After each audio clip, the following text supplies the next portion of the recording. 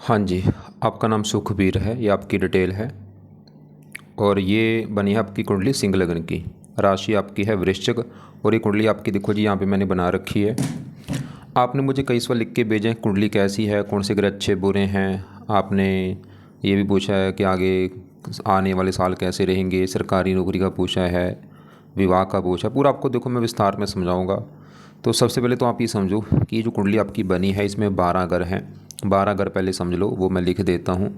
ये है आपकी कुंडली में बना पहला घर है, ये है दूसरा घर, तीसरा घर, चौथा, पाँचवा, ये है छठा घर, सातवां, आठवां, नौवां घर, 10वां, 11वां, लास्ट वाला 12वां घर। अब ये जो 12 घर हैं, इन घरों से आपके जीवन के बारे में कुछ ना कुछ पता किया जाएगा। जैसे कि पहले घर से पता करेंगे आपका शरीर कैसा होगा, हेल्थ कैसी होगी, स्वभाव, रंग रूप, पर्सनैलिटी आपकी पहले घर को देखा जाएगा।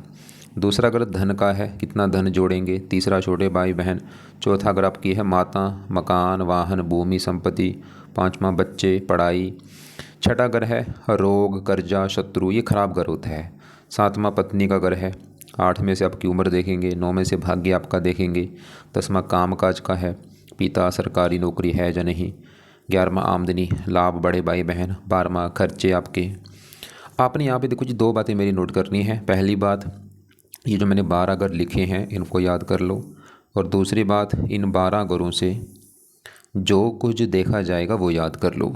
अब देखो आपने देखना क्या है, वो घर देखो। जैसे मान लो आपने जानना अपने बच्चों के बारे में, तो बच्चों का घर देखना होगा जो कि है पाँचवां घर। तो पाँचवें घर से बच्चे देखेंगे। पाँचवें घर में नंबर लिखा 9। 9 धनु राशि, मालक बना गुरु, तो आपके बच्चों के लिए गुरु को देखा जाएगा। ऐसे ही अगर आपका भाग्य देखना है, 9वां घर भाग्य घर होता है। भाग्य कैसा होगा, 9वां घर, 9वें घर में एक लिखा, एक मेष राशि, मालक मंगल, तो भाग्य देखना है, मंगल को देखा जाएगा। तो आपको मेरी बात समझ आ रही होगी कि जो कुछ देखना है उस घर का, वो घर देखना है और घर का मालिक देखना है। अब यहाँ पे सवाल कि आपकी कुंडली है कैसी। आपकी देखो जी कुंडली में ना ज़्यादा ग्रह मुझे खराब लगे, अच्छे ग्रहों की संख्या कम है, खराब ग्रह ज़्यादा हैं। अब यहाँ पे सवाल ये भी है कि ग्रह अच्छे बुरे होते क्यों हैं। ये ग्रह अच्छे तब होते हैं अगर बैठे अपने घर में, जो इनका अपना घर है वहाँ पे बैठ के अच्छा फल देते हैं। उच्च के बैठे हो तब भी अच्छा फल देते हैं।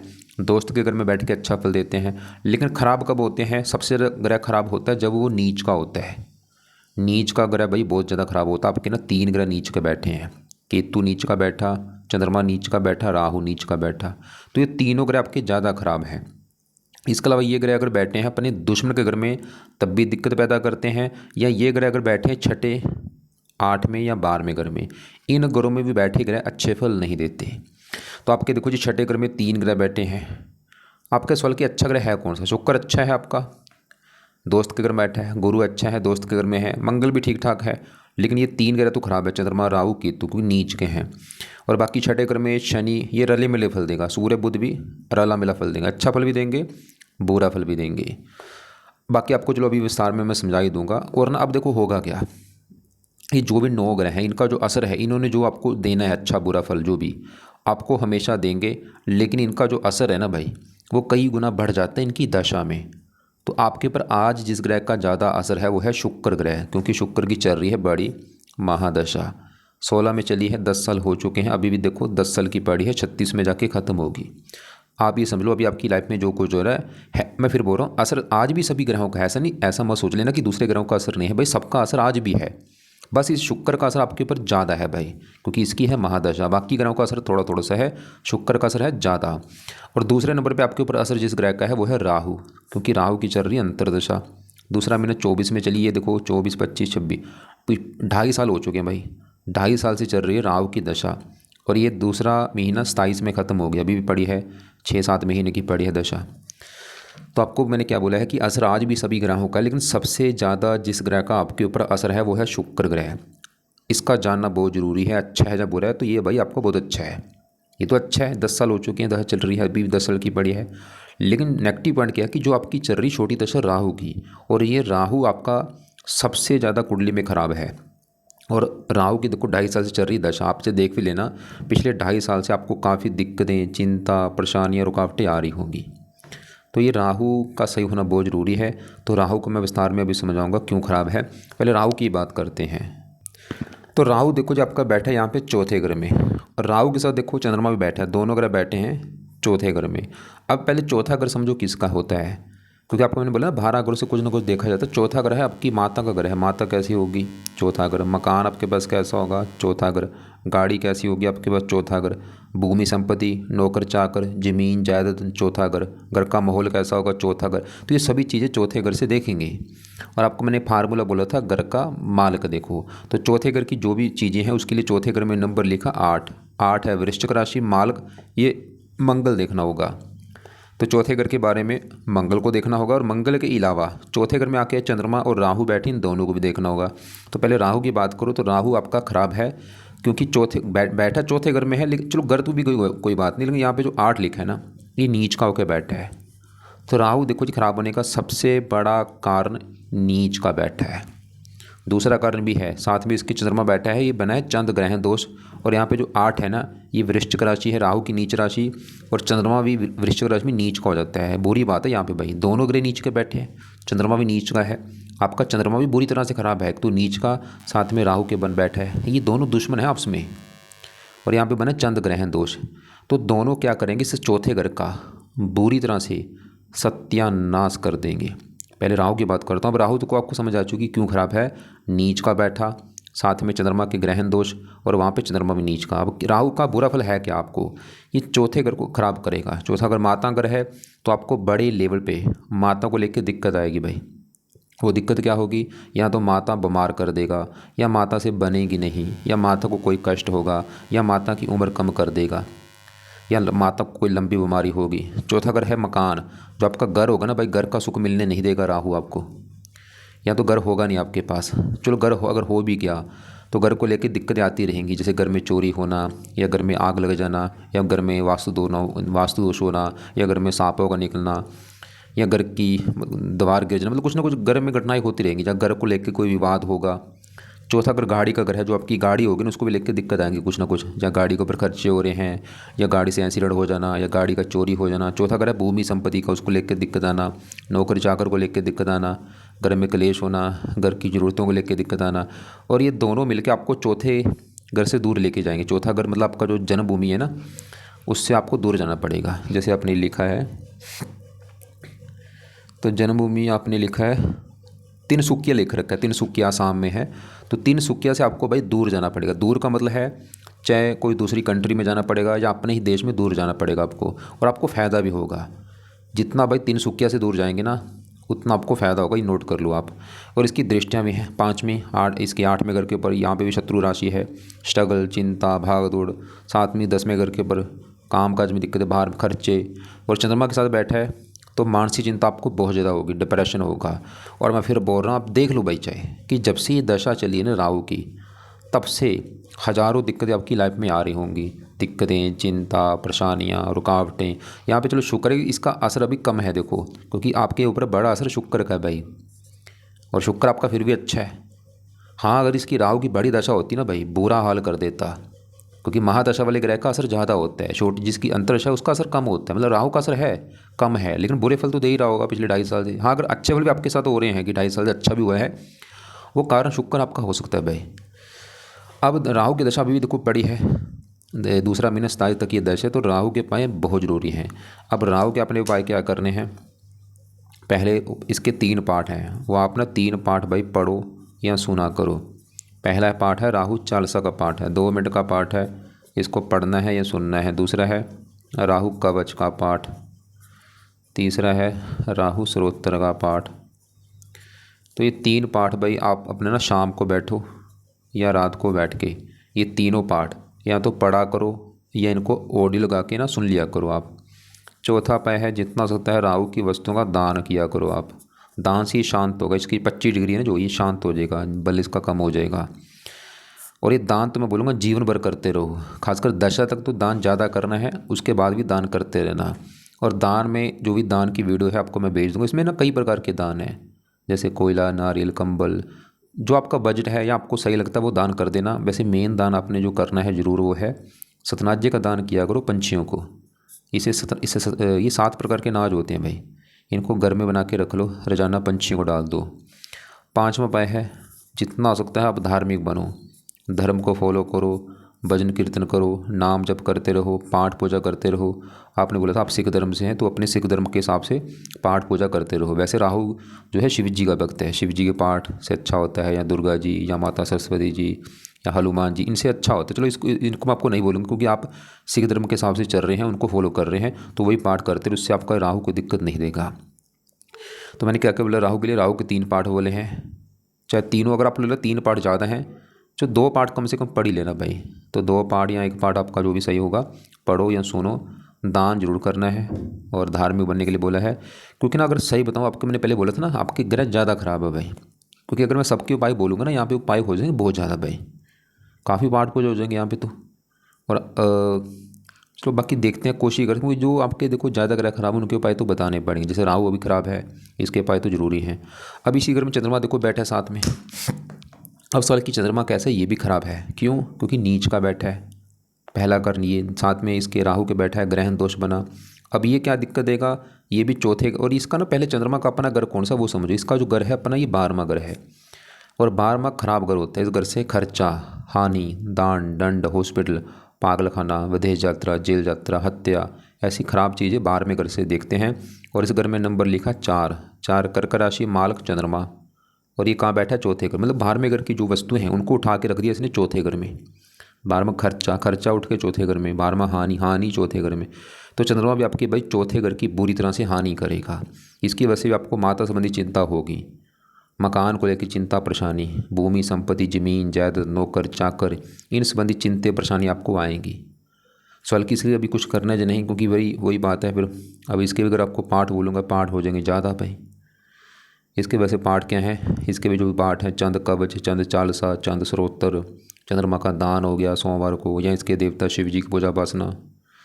चलो एक बार पहले आपके सभी मैं ग्रह कवर करता हूँ, फिर आपको लास्ट में बताता हूँ क्या क्या उपाय अपने ज़रूरी हैं। राहु के तो वैसे ज़रूरी हैं, हाँ चंद्रमा के उपाय, क्योंकि ना इनका जो असर है वो ज़्यादा बढ़ता है दशा में। चंद्रमा के उपाय अभी चाहे करो चाहे ना करो कोई बात नहीं, लेकिन इसकी जब दशा आपकी होगी ना चंद्रमा की भाई, उस समय इसके पाठ जरूर पढ़ लेना, क्योंकि दशा में इनका असर बढ़ जाता है। ऐसे आपका देखो ये जो 10वां घर है, ये है काम काज का घर, जो आप नौकरी कारोबार करेंगे 10वां घर। ये पिता का भी घर है, सरकारी नौकरी यहाँ से देखते हैं, जो आपका एक सवाल भी था शायद, मान प्रतिष्ठा कैसी होगी समाज में, 10वां घर। अब 10वें घर में लिखा है 2 नंबर, 2 है वृष राशि, मालक शुक्र है।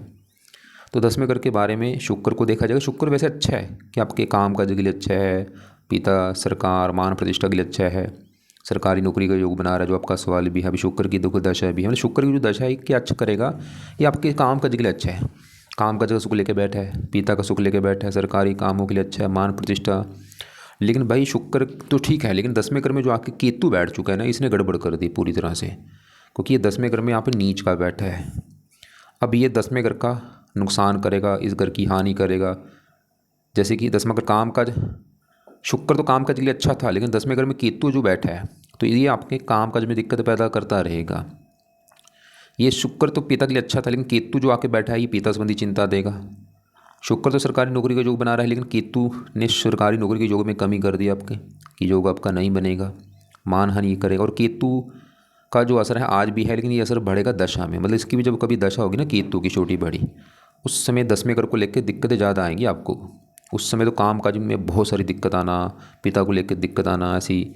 तो इसके भी जो सवाल कि क्या करना भाई, क्योंकि देखो वही बात है, इसके भी अगर पाए बताऊंगा फिर पाए ज़्यादा हो जाएंगे।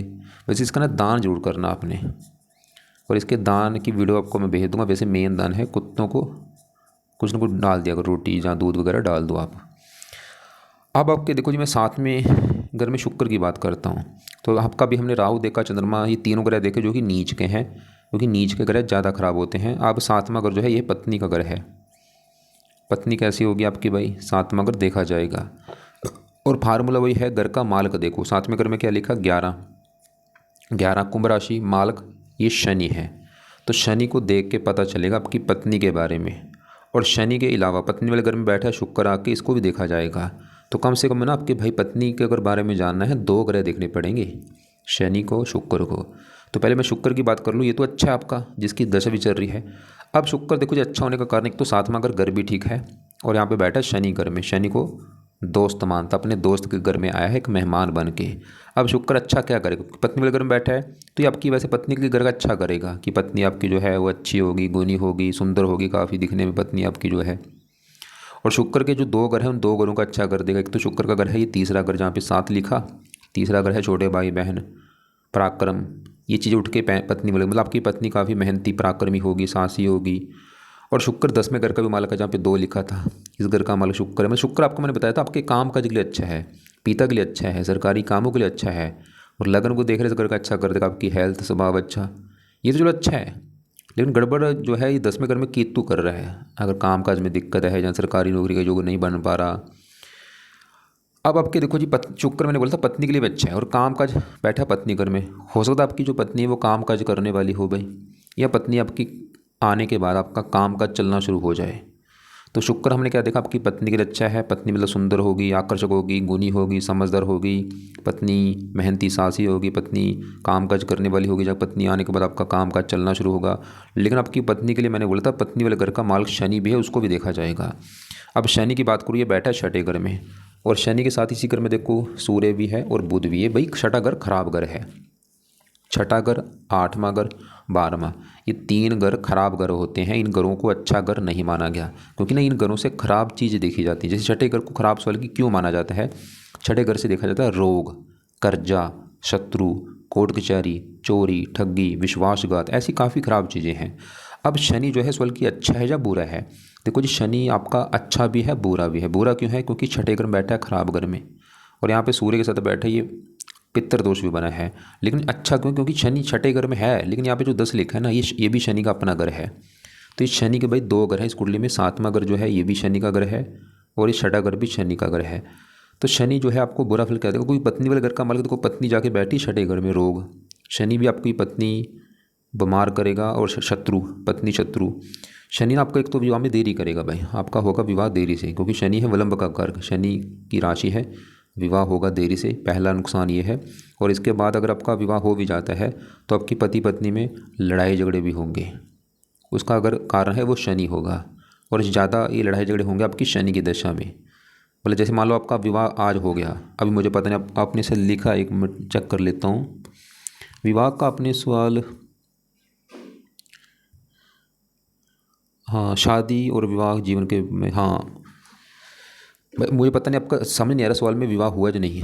तो अगर आपका देखो विवाह नहीं हुआ, तो अगर देरी हो रही है शनि कारण है। या अगर आपका विवाह हो चुका है, आपकी पति पत्नी में लड़ाई झगड़े होंगे, कब होंगे, खासकर शनि की दशा में। तो शनि की दशा में पत्नी बीमार भी रहेगी या पत्नी से लड़ाई झगड़े भी होंगे। तो आप क्या करना है इसके लिए ना, शनि अगर आपकी मतलब ऐसी दिक्कत है विवाह वाली कि आपकी सबसे बड़ी दिक्कत आ रही भाई विवाह नहीं हो रहा, तो शनि मंदिर जाना शुरू कर दो आप।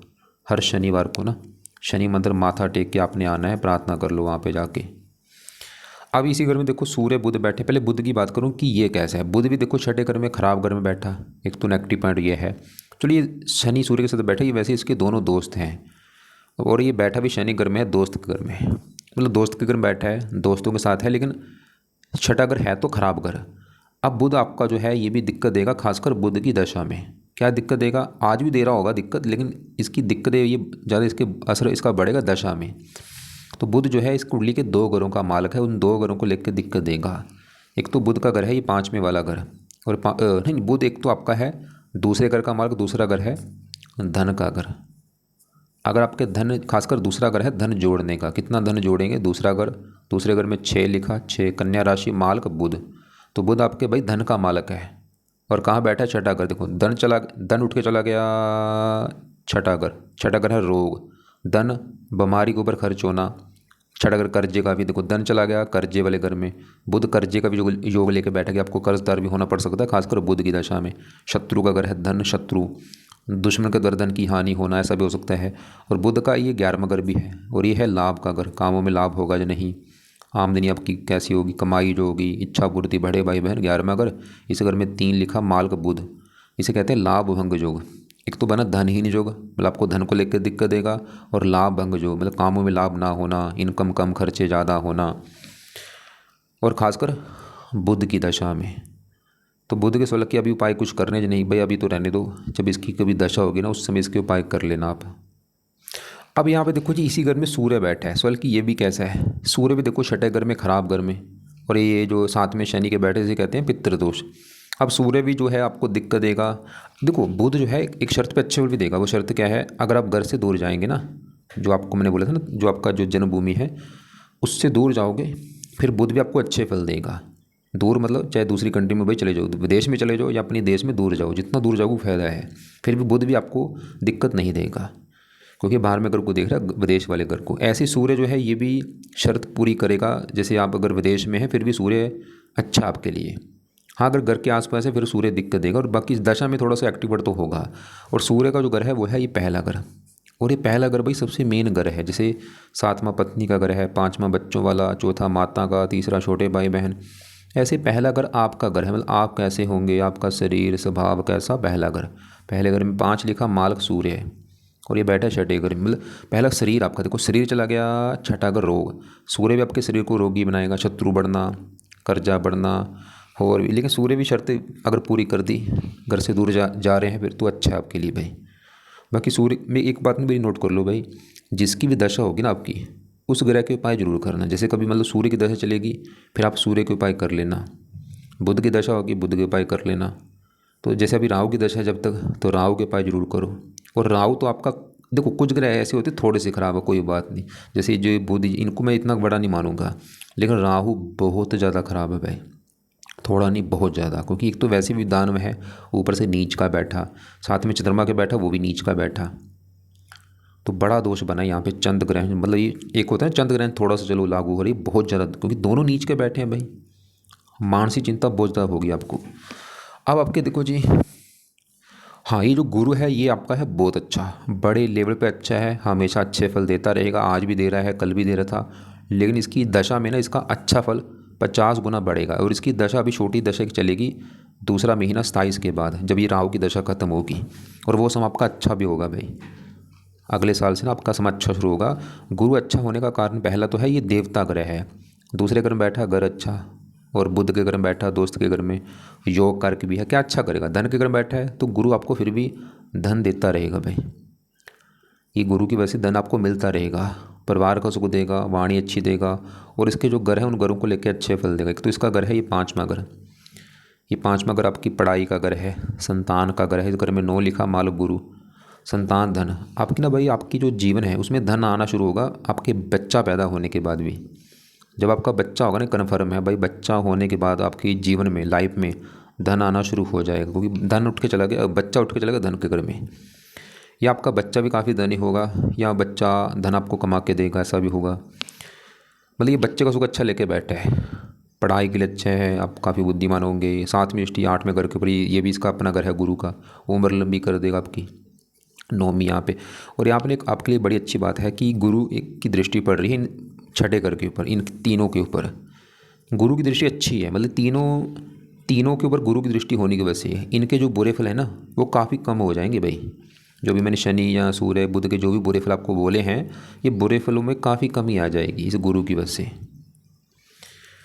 बाकी आपका जो मंगल है ये भी ठीक है, क्योंकि ये योग कारक है। इस घर का माल का 9वां भाग्य घर, भाग्य देखना है 9वां घर, 9वें घर में 1 लिखा, माल का मंगल, भाग्यश मंगल है, 11वें घर बैठा है। ये भी आपको भाग्यवंशी फिर भी लाभ देगा, इनकम देगा। और मंगल का ये चौथा घर भी था जहाँ ये चंद्रमा राहु बैठे हैं। चंद्रमा राहु तो चौथे घर का कर रहे हैं नुकसान, लेकिन चौथे घर में जो 8 है इसका माल को मंगल है, फिर भी ये आपको फिर भी लाइफ में ये चीज़ें दे ही देगा। मतलब आपको फिर भी मंगल की बदौलत ना भाई मकान वहाँ नहीं मिल जाएंगे, लेकिन फिर भी इन चीज़ों को लेकर दिक्कतें तो आएंगी आपको। मतलब आपका जो घर होगा ना, चाहे उस संबंधी चिंता तो रहेगी, गाड़ी होगी उसको चिंता तो रहेगी उसको लेके भी। और बाकी इनका जो असर मैं फिर बोल रहा हूँ कम ज़्यादा होता रहता है, दशा में इनका जो असर वो बढ़ जाता है कई गुना। अब देखो मैंने इनको क्योंकि आपको ज़्यादा भी उपाय नहीं बोले, आप एक सवाल के भी उपाय किस किस करने हैं। एक तो उपाय राहु के करने हैं जरूर, जिसकी है दशा। जब तक ये दशा तब तक राहु के जो 3 पाठ हैं पढ़ो या सुनो, तीनों नहीं पढ़ सकते तो कम से कम 2 पाठ पढ़ो। दान बोला ज़्यादा से ज़्यादा, धार्मिक बनो, केतु का दान, कुत्तों को रोटी डालते रहो, केतु के पाठ पढ़ लेना जब केतु की दशा होगी। और एक ना भी आप उपाय इसके शुक्र के जरूर करो, क्योंकि शुक्र की देखो दशा है बड़ी। शुक्र का ना आप मंत्र किया करो, चाहे 1 माला, चाहे 2 माला, 3 माला। तो आपने मतलब उपाय अभी जो करने हैं 2 ग्रह के जरूरी हैं शुक्र के। शुक्र है तो अच्छा, मंत्र क्यों बोला, ताकि और अच्छा हो। तो ये मंत्र जब भी आपका टाइम लगे, ओम शुम शुक्राय नमः मंत्र है, आप कर लिया करो। ना भी करेंगे तब भी काम चल जाएगा, कोई बात नहीं। बाकी राहु के उपाय तो बहुत ज़रूरी है। अब आपको ना देखो ज़्यादा उपाय क्यों नहीं बोले, सवाल ये है क्योंकि आप भाई पहले से पाठ पूजा काफ़ी कर रहे हैं। जैसे आपने मुझे बोला, एक बार आपके ना पहले चेक कर लेता हूँ। आपने बोला कि सिख धर्म से हूँ, गुरु ग्रंथ साहब के पाठ पढ़ता हूँ, ठीक है।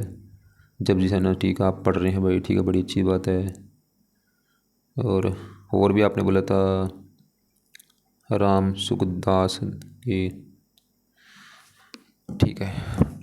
आप ना अपने हिसाब से तो पाठ कर लेंगे। ज़्यादा आपने मुझे बोला आप हैं सिख धर्म से, उसके जो पाठ हैं वो आप पढ़ रहे हैं, जपजी साहब पढ़ते हैं, आनंद साहब पढ़ते हैं। तो अब आपके देखो जी, अगर आप अपने मतलब आपका धर्म है सिख धर्म, भाई आपके पास 2 ऑप्शन है। पहला ऑप्शन ये है कि अगर सिख धर्म से हैं तो उसको सही ढंग से बस फॉलो करते रहो, फिर आपको इसके राहु के भी उपाय करने की ज़रूरत नहीं है। मतलब इनके जितने भी ग्रह हैं, इनके कोई उपाय करने की आपको ज़रूरत नहीं है। बस अपने धर्म को फॉलो करो सही ढंग से, जो आप कर भी रहे हैं, लेकिन उसको थोड़ा सा और आपने बढ़ाना है। और जैसे कि मतलब एक तो ना कोशिश करो रोजाना गुरुद्वारे जाने की, भाई नियम बना लो कि रोजाना गुरुद्वारे आपने जाना ही जाना है। अगर हाँ अगर घर के आसपास है फिर तो रोजाना जाओ। अगर आपको लगता है कि घर से दूर है तो चलो फिर भी कोशिश करो ज़्यादा से ज़्यादा गुरुद्वारे जाना आपने। दूसरा काम है जो और भी देखो, सुबह की ना 5 बानी होती है सिख धर्म में, तो 5 बानी आपको पता होगा, वो आप कोशिश करो 5 बानी पढ़ने की। उसके बाद अरदास आपने करनी है, और शाम की जो 2 बानी है रहरास कीर्तन 16 वो पढ़ो, उसके बाद अरदास करनी है। एक जो सबसे बेस्ट काम आपने करना है, शायद हो आप करते भी हो, वो है आप ना नाम जप करो वाहिगुरु का भाई। क्योंकि देखो ये जो भी 9 ग्रह हैं इनको बना रखा है उस परमात्मा ने जो पूरी सृष्टि का मालिक है। और गुरु ग्रंथ में सभी में लिख रखा है जो बंदा उस परमात्मा से जुड़ा है ना भाई, उनको इनके पाठ पूजा करने की जरूरत नहीं होती। क्योंकि जितने भी देखो देवी देवता हैं उनको भी सबको बना रखा है परमात्मा ने जो पूरी सृष्टि का मालिक है। तो हम उसको वाहिगुरु कहते हैं, तो आप उसका भाई वाहिगुरु का नाम जप करो बस, कोई दिक्कत आपको नहीं आएगी। मतलब आपने जो मेन आपको मैंने क्या बोला है कि वाहिगुरु का जो जाप है ना वो आप ज़्यादा करो, कम से कम भाई 30 मिनट सुबह बैठ के जरूर करो। सुबह बैठ के कहाँ बैठना, मतलब आपका जो पूजा स्थान है वहाँ बैठो, हाथ जोड़ो, आंखें बंद करके ना वाहे गुरु वाहे आप जपा करो भाई। और हो सके शाम को भी जपो। और बाकी आपने बोला है आप मतलब सभी ध्यान कर रहे हैं, आपने ऐसे बोला है हनुमान चालीसा कुछ पढ़ता हूँ हिटसी, ठीक है। मतलब आप धार्मिक किस्म के अलग अलग आप धर्मों को ध्यान कर रहे हैं, चौपाई साहब वगैरह, ठीक है। चलो ठीक है, आपकी चॉइस है, लेकिन देखो नाम जब जरूर करो। नाम जो वाहिगुरु का ना ये जरूर आपने जपना भाई, इससे ऊपर कुछ भी नहीं है। और बाकी कुंडली में मैंने बता ही दिया है, जैसे आपके ग्रह ज़्यादा ख़राब है और इनका जो भी असर है कम ज़्यादा होता रहेगा इनकी दशा में। बाकी आपका सवाल था कि मेरी कुंडली के हिसाब से मेरी सबसे बड़ी ताकत और कमज़ोरी, इस सवाल समझ नहीं आ रहा ताकत का मतलब क्या है, कमज़ोरी। हाँ ग्रह को तो माना कि ग्रह कौन सा अच्छा बुरा है। सरकारी नौकरी का भाई योग आपके काफ़ी कम है, केतु 10वें घर में बैठा है सरकारी नौकरी वाले घर में, और सूर्य से देखी जाती सरकारी नौकरी वो भी 6ठे घर में दोष बना के बैठा है। आने वाले 4-5 सालों में हाँ गुरु की जो दशा चलेगी ये 2-3 साल की दशा होगी, ये समय आपका अच्छा होगा। मतलब अगले साल आपका समय काफ़ी अच्छा है, धन के लिए अच्छा है, और भी काफ़ी चीज़ें आपकी अच्छी होंगी। शुक्र तो आपके देखो विवाह के लिए अच्छा है, लेकिन शनि थोड़ा सा गड़बड़ कर रहा है कि विवाह में देरी होना या पति पत्नी में लड़ाई झगड़े होना। तो इसके लिए मैंने आपको वैसे बता ही दिया, इनके चाहे उपाय रहने दो, कोई शनि मंदिर आपने नहीं जाना, बस अपने धर्म को फॉलो करते रहो भाई। आप गुरुद्वारे जाते रहो, नाम जप करते रहो। कुंडली में कौन से ग्रह सबसे ज़्यादा प्रभाव डाल रहे हैं? सबसे ज़्यादा राहु, ये तो बहुत ज़्यादा ख़राब है भाई बड़े लेवल पे। और बाकी केतु भी ख़राब है, चंद्रमा भी, 3 ग्रह तो आपके बहुत ज़्यादा हैं। किन गलतियों से बचना है? मेन तो ये है देखो जितना आप धार्मिक, क्योंकि कुंडली बनती है पिछले कर्मों के हिसाब से। हमारे जीवन में जो भी हो रहा है ना भाई, अच्छा बुरा, हमारे पिछले कर्मों की वजह से होता है। और कर्म माफ़ हो जाते हैं एक काम करने से। जो बंदा परमात्मा का नाम जप करता है ना, उसके सभी जितने भी बुरे कर्म माफ़ हो जाते हैं। तो तभी आपको बोल रहा हूँ ये नाम जप करो, इससे आपके पिछले जितने भी कर्म माफ़ हो जाएंगे, और आपका ये लोक भी सही होगा। आगे जो परलोक है ना, क्योंकि देखो खाली एक जीवन नहीं है हमारा, हमने बार बार पैदा होना है, मरना है। आगे जो परलोक है ना आपका वो भी सही हो जाएगा नाम जप करने से। तो जितना हो सकता है नाम जप ज़्यादा करो आप। और बाकी देखो जी अंडे खाने से बचना है, मीट खाने से बचना है, शराब पीने से बचना है, नशे करने से बचना है, गंदी गाली गलौज करने से बचना है, बेईमानी करने से बचना है, तभी आपको फ़ायदा ज़्यादा होगा। और राहु की दशा, नीले कपड़े कम यूज़ किया करो आप। फिर भी आपको लगे अभी कोई बात समझ नहीं आ रही, क्योंकि आपको हो सकता है मैंने सवाल कवर ज़्यादा ना किए भी हों, तो आप मुझे ना एक बार कॉल करके चाहे पूछ लेना।